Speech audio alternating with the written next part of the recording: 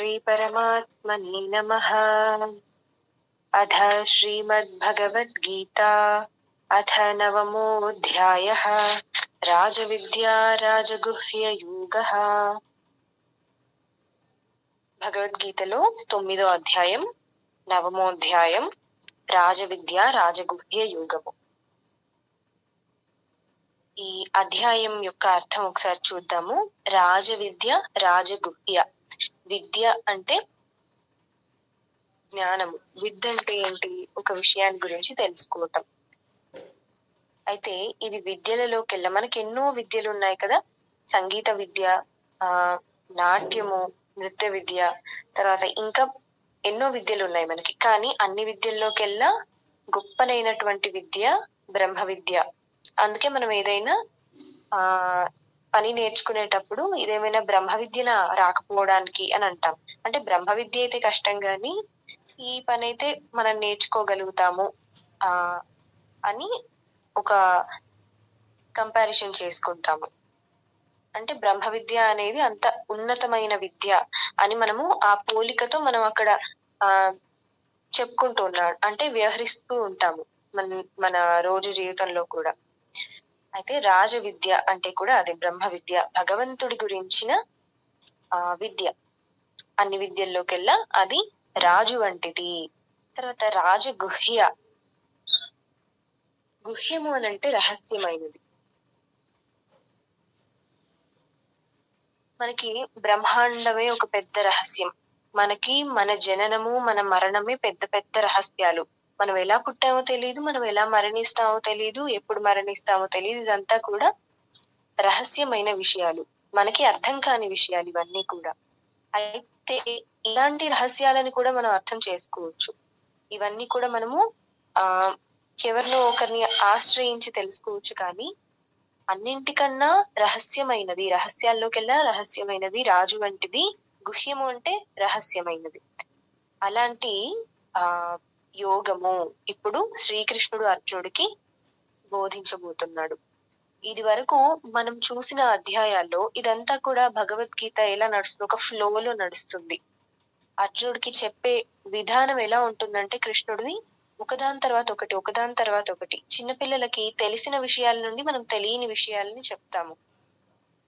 అలా కొన్ని వాళ్ళకి అర్థం కావటానికి మనం సులభతరంగా చేసుకొని కూడా చెప్తాము. అలాగే అర్జునుడికి మనకి ఈ అధ్యాయాల తర్వాత విశ్వరూప సందర్శన యోగం వస్తుందంటే శ్రీకృష్ణుడే, తన ముందున్న శ్రీకృష్ణుడే ఈ సృష్టిని చేసిన పరమాత్మ,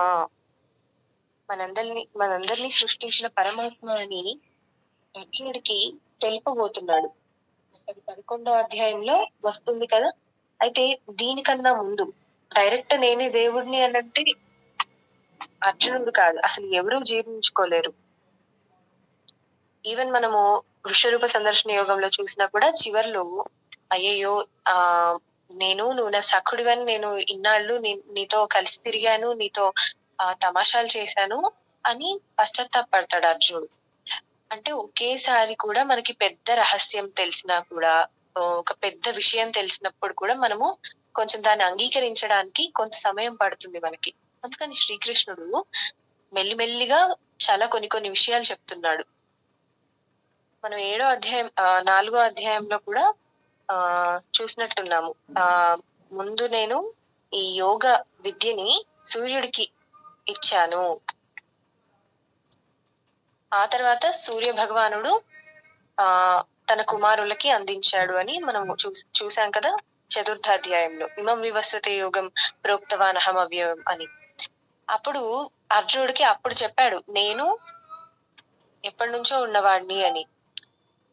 సో కొంచెం ఆ అధ్యాయం చెప్పినప్పుడే, అంటే కొంచెం సేపు క్రితమే ఇదంతా ఒక గంట 2 గంటల్లో జరిగిన సంవాదం కదా కురుక్షేత్ర యుద్ధంలో మధ్యలో.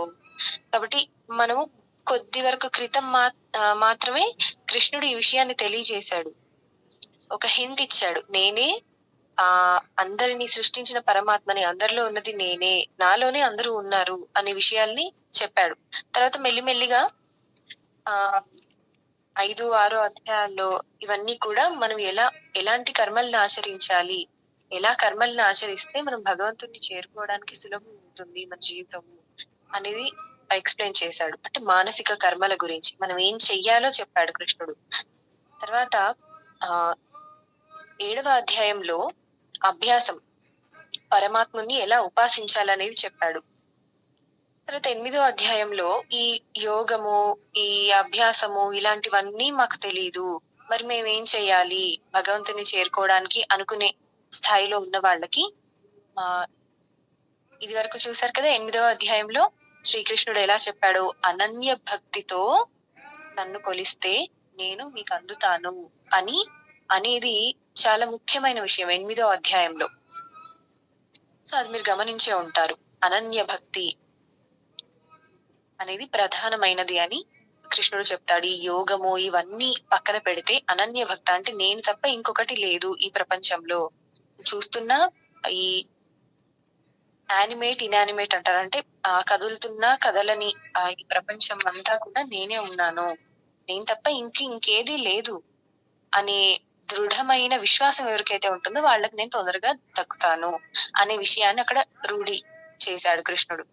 ఇప్పుడు చాలా రహస్యమైన విషయాలని కృష్ణుడు చెప్పబోతున్నాడు. అద్భుతమైన అధ్యాయము. ఎంత మనసు పెట్టి ఎంత శ్రద్ధాభక్తులతో వింటే అంత ఎక్కువగా అర్థం అవుతుంది. ఇది మనకేంటంటే ఒక విశ్వాసాన్ని కలుగు చేస్తున్నాడు కృష్ణుడు. మనం ఏదో బ్రహ్మ విద్య అని అంటే అమ్మో బ్రహ్మ విద్య మన వల్ల అవుతుందా, అది మనకి అర్థం అవుతుందా అని అనుకుంటాం, కానీ చాలా సుగమమైనది బ్రహ్మ విద్య, కానీ మనం మనసు పెట్టలేకపోతున్నామని చెప్తాడు కృష్ణుడు. ముందే చెప్తాడు. ఈ అధ్యాయం ఈరోజు ప్రారంభం చేసుకుందాము. మొదటి 2 శ్లోకాలు.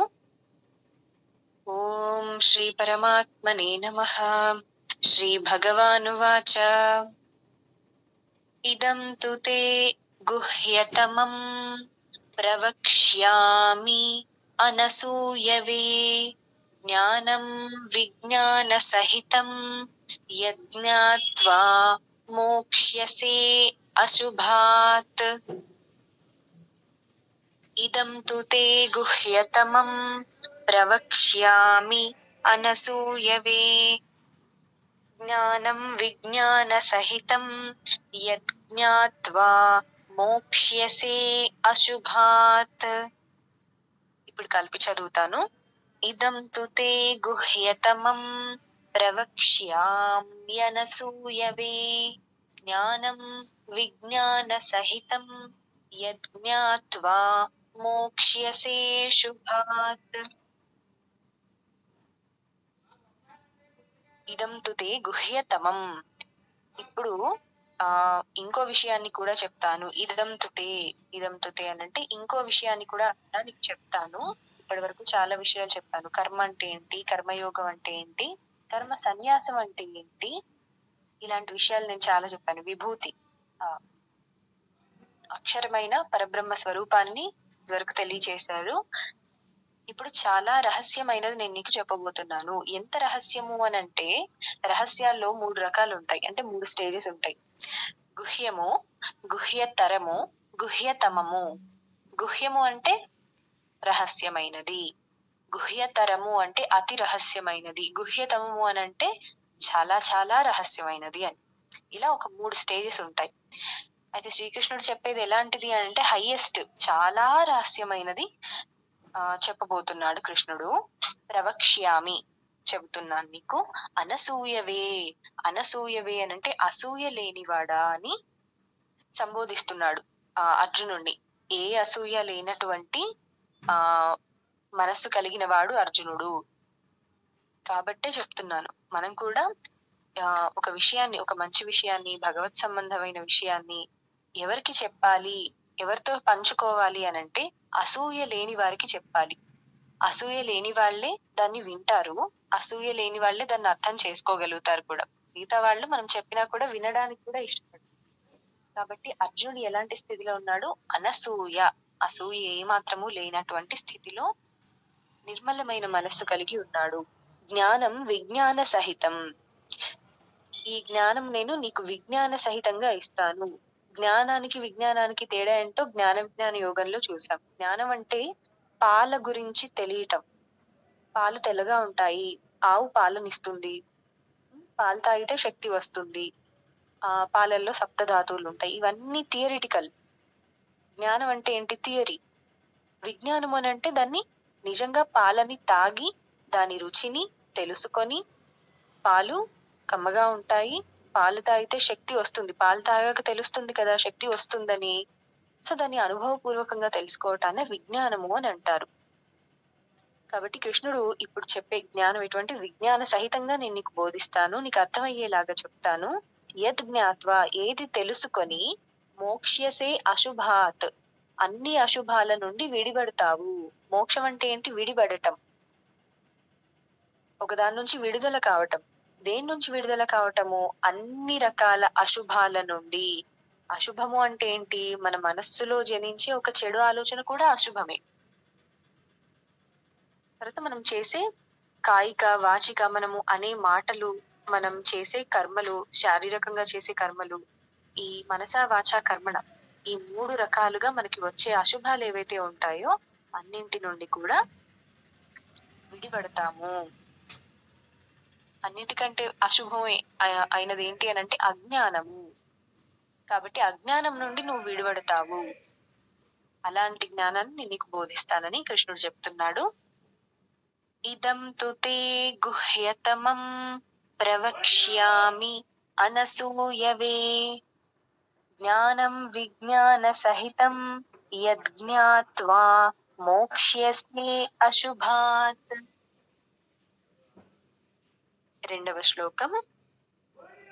రాజవిద్యా రాజగుహ్యం పవిత్రమిదముత్తమం ప్రత్యక్షావగమం ధర్మ్యం సుసుఖం కర్తుమవ్యయం. రాజవిద్యా రాజగుహ్యం పవిత్రమిదముత్తమం ప్రత్యక్షావగమం ధర్మ్యం సుసుఖం కర్తుమవ్యయం. రాజవిద్య రాజగుహ్య. మనం అధ్యాయం పేరు అర్థం తెలుసుకున్నప్పుడు చెప్పాను కదా, విద్యల్లోకెల్లా రాజు వంటిది, గుహ్యమైన విషయాల్లోకెల్లా గుహ్యమైనది రాజు వంటిది. అంతటి గొప్పనైనటువంటి, ఎంతో రహస్యమైనటువంటి విషయాలని, పవిత్రమైనటువంటి దాన్ని, పవిత్రం అంటే విన్నంత మాత్రాన మన మనస్సుని పవిత్రం చేసేది. ఇదం ఉత్తమం, ఉత్తమమైనది. అంటే ఏంటి? హైయెస్ట్, అన్నింటికన్నా పైన ఉన్నది అని. అటువంటి అన్నింటికన్నా గొప్పనైనటువంటిది, పై స్థాయిలో ఉన్నటువంటిది. ప్రత్యక్షావగమం, ఇది మనము ప్రత్యక్షము చేసుకోదగినది. అంటే అర్థం చేసుకొని, అమ్మో ఇది మనకు అర్థం కాదులే అంటే, విని ఇది మనకు అర్థం కాదులే మనకెందుకులే అనుకునేటువంటిది కాదు. దీన్ని విని అర్థం చేసుకునేటువంటి విద్య ఇది. ధర్మ్యం, ధర్మానికి సంబంధించింది. అంటే అధర్మాన్ని నుండి మనల్ని దూరం చేసి ధర్మానికి దగ్గర చేసేది ధర్మ్యం. సుసుఖం కర్తుం అవ్యయం, అంటే అర్థం చేసుకోవటానికి చాలా సుసుఖం, సుగమమైనటువంటిది, చాలా సులువైనటువంటిది, సులువుగా అర్థం చేసుకునేటువంటిది ఈ రాజ విద్య. మనకి ఇక్కడ ఆశ్చర్యం కలుగుతుంది. అంత సుగమంగా అర్థం చేసుకునేదైతే మనం అందరం ఎందుకు అర్థం చేసుకోలేకపోతున్నాము అంటే, మనం మనసు పెట్టట్లేదు అంతే. మనసు పెట్టామా అది అర్థమవుతుంది. మనసు పెట్టాలంటే ఏముండాలి? పవిత్రమైన మనస్సు ఉండాలి. కాబట్టి వంటిది. ఇప్పుడు ఏ విద్యకైనా కానీ ఒక లిమిట్ ఉంటుంది. ఇక్కడి వరకు నేర్చుకున్నామా, ఇక అంతే, ఇక అయిపోయింది, ఇంతకన్నా ఇంకెక్కువ ఏమీ లేదు అని మనకి ఒక లిమిట్ అనే, ఒక బౌండరీ అనేది ఉంటుంది, ఒక ఎండ్ అనేది ఉంటుంది, అంతము. కానీ ఈ రాజవిద్య అంటే బ్రహ్మ విద్యకి ఆది లేదు, అంతము లేదు. పరమాత్మ గురించి తెలుసుకోవడానికి ఆది లేదు, అంతము లేదు. మనం భగవద్గీత మొదలు పెట్టుకున్నామంటే ఇప్పుడు స్టార్ట్ అయింది. ఒక్కొక్క శ్లోకాన్ని మనము కొన్నిసార్లు 15 నిమిషాలు కూడా చెప్పుకున్న రోజులున్నాయి. అంటే ఆది అంతము లేని పరమాత్మ గురించిన వర్ణన మనం ఎంతసేపు చెప్పినా ఎక్కడ మొదలు పెడతామో తెలియదు, ఎక్కడ ఎండ్ చేస్తామో తెలియదు, అది పూర్తి అవుతుందో లేదో కూడా తెలియదు. అలాంటిది పరమాత్మ గురించిన విద్య. కాబట్టి అది అవ్యయమైనది, తగ్గనిది, అనంతమైనది అని అర్థం. అలాంటి విద్యని కృష్ణుడు చెప్తున్నాడు. ఎంతో గొప్ప గొప్ప రహస్యాలని మనం ఈ అధ్యాయంలో చూస్తాము. తర్వాత సైన్స్ కి సంబంధించినవి, ఈ బ్రహ్మాండానికి, ఈ విశ్వానికి సంబంధించిన యూనివర్సల్ సీక్రెట్స్ అంటాం. ఈ బ్రహ్మాండానికి సంబంధించిన ఎన్నో రహస్యాలను మనం ఇందులో చూస్తాము. అందుకే అసలు ఈ అధ్యాయం చదివితే మనకు అనిపిస్తుంది, ఈ అధ్యాయం విశ్వరూప సందర్శన యోగము ఇలాంటివి చదివినప్పుడు మనకు అనిపిస్తుంది సైంటిస్టులు వీళ్ళందరూ ఎందుకు భగవద్గీతకు అంత ప్రాముఖ్యత ఇస్తారనేది మనకు అప్పుడు తెలుస్తుంది. వాళ్ళు ఎన్ని ఏళ్ళు లాబొరేటరీస్ లో కష్టపడి చదువుకున్నా కూడా అవన్నీ మళ్ళీ భగవద్గీతలోకి వచ్చేసరికి అన్ని చెప్పేసి ఉంటాడు కృష్ణుడు. ఇవన్నీ ఎక్కడున్నాయి మళ్ళీ అని అంటే ఉపనిషత్తుల్లో ఉన్నాయి. ఆ ఉపనిషత్తులు ఎక్కడున్నాయి అని అంటే వేదాలకి అంతములుగా ఉపనిషత్తులు ఉన్నాయి. అంటే అసలు ఈ సృష్టికి సంబంధించిన విషయాలన్నీ, అవి బాహ్యమైనవి, ఆ ఆధ్యాత్మిక సంబంధమైనవన్నీ కూడా వేదాల్లో ఎప్పుడో మన ఋషులు చెప్పేశారు అనేది మనకి అర్థమవుతుంది.